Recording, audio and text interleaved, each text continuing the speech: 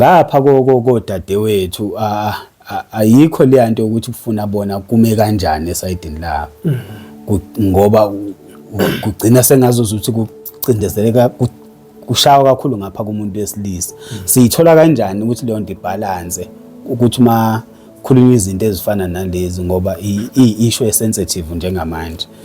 Kodwa sibheke futhi ukuthi laba besifazane bahlangabezana kanjani nabantu besilisa ukunqanda lesi simo lesibaba akhuluma ngaso. Ubona ngazi ukuthi umuntu wesilisa nje kucindezeleka yena nje uyinhloko kwasekuqaleni nje uyinhloko nje kwasekuqaleni ngoba uma kungenzeka sibe nenhlanhla yokuthi sesihambile emhlabeni mhlawumbe noma singahambile siphila nje umbono uNkulunkulu uyobona umuntu wesilisa uyobona umuntu wesilisa manje yena lokhu okwenza ukuthi noma kwakhiwe umuzi noma ngamhle kanganani noma ngambi kanganani umuntu la okwazi ukuthi uyinhloko indoda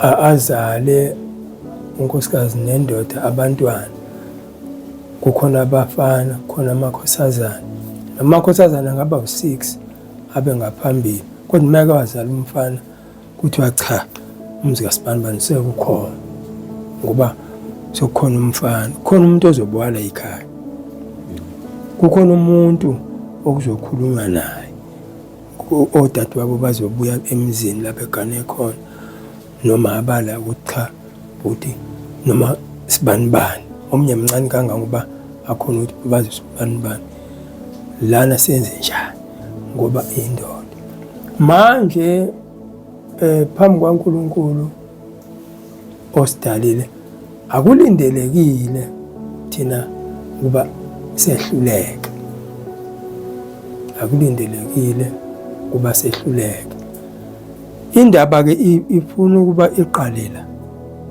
khona into ebhalwe kwamanye amatekisi laba amatekisi bazibhalile khona into abayibhalile ukuthi bathande bonke kodwa ungathembi noyedwa nje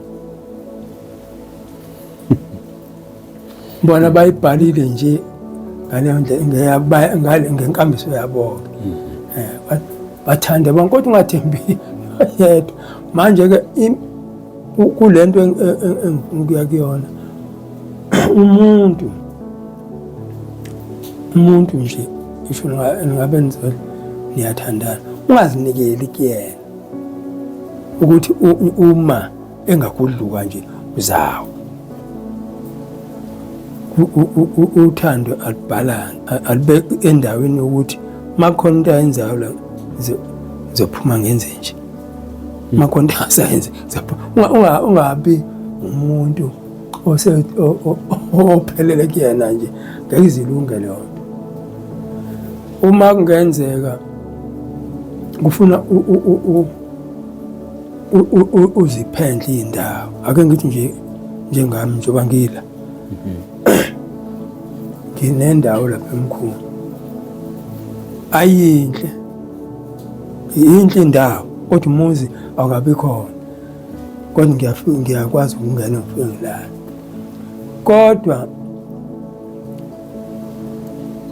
njengoba kukhona lokho kufanele ngasonke isikhathi ngizibhekile ukuthi nginayo le ndawo engikwazi ukuhlala kuyona nabantwana nonkosikazi engisawuphema la ngihlale nginayo indawo emizini yamadodana ngihlale nginayo indawo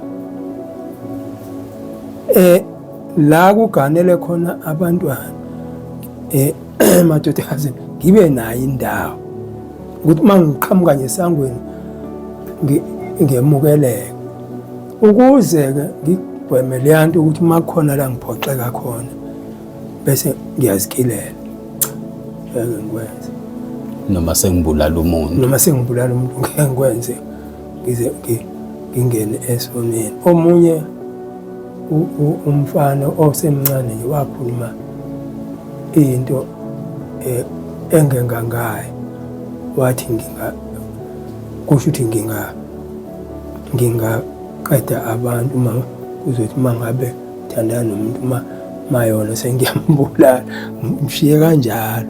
Abanye bakhetha ukusebenzisa izinto ezizokwenza ukuthi akuyeke lokho kona kwakhe, noma kuyindlela ke manje-ke engayingase endabeni yokukhonza uNkulunkulu. Kodwa akhuluma umuntu ngokuthi cha ngilungise yena lo, kunokuba ngiyolimaza umuntu, angilungise yena lo, aphuma phele kule nto athi uyayenza. Manje yena-ke uNkulunkulu uwenza umhlaba wami mkhulu ngale ndlela ukuthi uma kungathiwa ngiphoxeka la nje esitendeni noma ngiphoxeke emkhulu, mangasuka nje ngivele ngiyohlala eHarding, indawo eseduze kapha eHarding, kodwa lapha ethonjeni nje lapha la ngisenza khona kavele angazi akekho umuntu angabuya ngibona. Ngizofika nje khona ngicela indawo, mhlawumbe ngifuna umuntu ozongigana ngiyihlalele phela kanjalo. Angizigilelanga, ngibulalanga umuntu, angenzile lutho nje, ngishiye kanjalo. Manje-ke into-ke elimazayo kakhulu efuna ukuba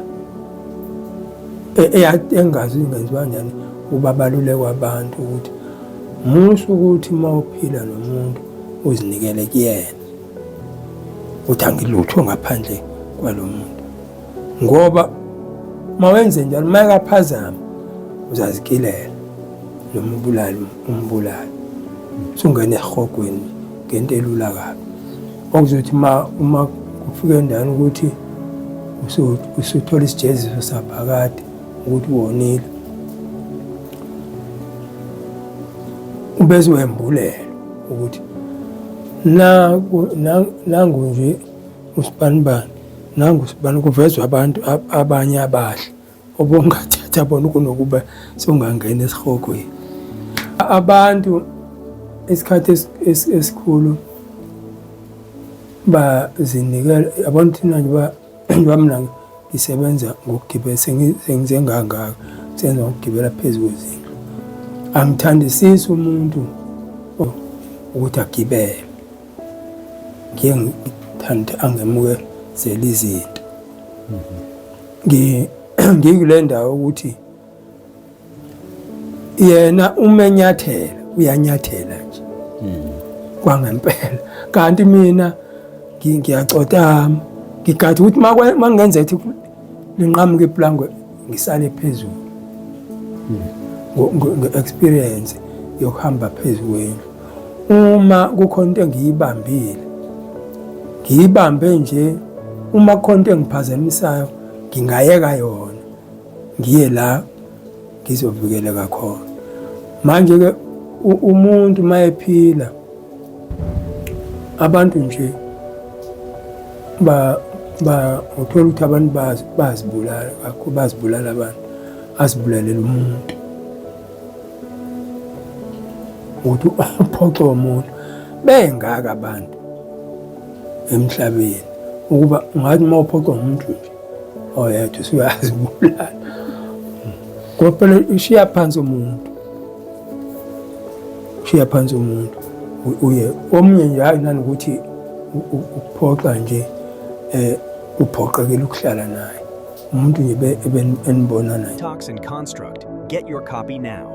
Click the link below and subscribe to our YouTube channel, Tolite Research Institute.